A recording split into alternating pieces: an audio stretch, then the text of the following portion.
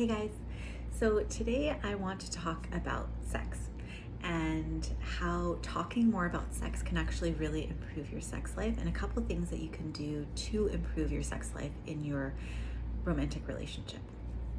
And so let's just acknowledge first that talking about sex feels very vulnerable. And I see that a lot in my couples, they might often just like prolong, like just kind of avoid talking about sex for a while until it feels really safe in the room and until they feel like, okay, yeah, I guess now we can go there. There's nothing left to talk about. Let's talk about sex, which is fine.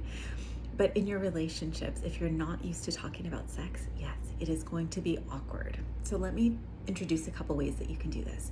So there's so many different types of relationships when it comes to sex. So I'm going to focus on relationships where the couples are having sex and then relationships where the couples are not having sex. And so for relationships where sexual activity is occurring on, a somewhat regular basis, whatever that means to you, if sexual activity is occurring at all, then the way that you can start talking about sex is just while you are in the act of, foreplay or whatever, you can just simply start telling your partner, this is like, oh, that feels good. Or if they're doing something that doesn't feel good, you can kind of direct them somewhere else and you can let them know what you like. Because oftentimes we don't actually know what our partner likes. We're kind of just guessing based on like our own histories or what we think they might like.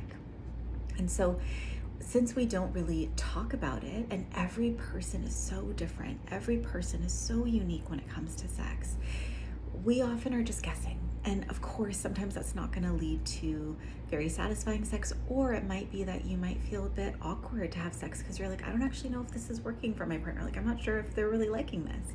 So when we can start vocalizing what we like and what we don't like, then the act of sex, it kind of takes the mystery out of like, is this going to work for them, or do they like this? Do they like me? Do they, all those questions that can be tied up in it. You help your partner to know what you want. So you can even share this video with your partner so that they know what you're doing when suddenly you're super chatty during sex, like telling them what you like and what you don't like.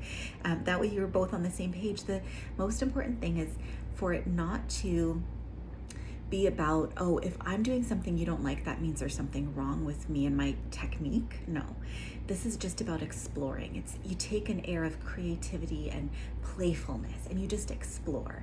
And if you're doing something that your partner doesn't like, okay, so now you know, and you switch it up.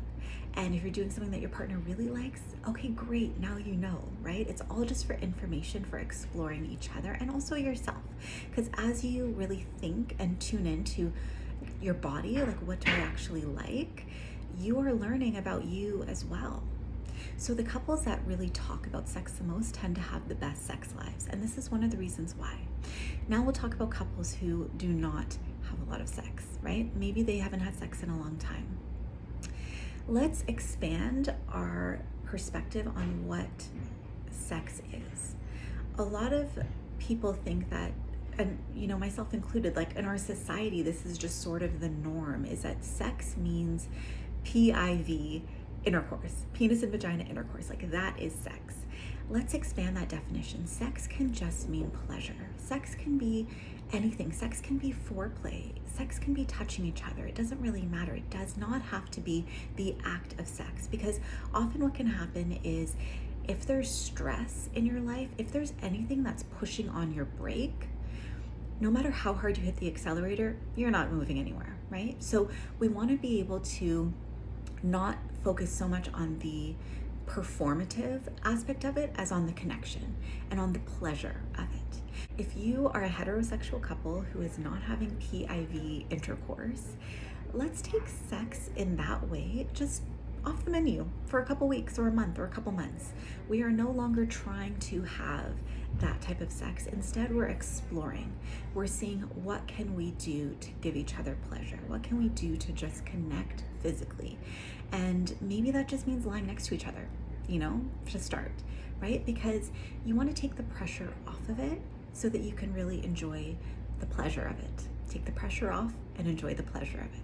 Let me know if you have any questions. This is just sort of a couple quick tips for how you can start to incorporate kind of talking about sex and also just expanding your perspective on what sex is in order to bring more pleasure into your relationship.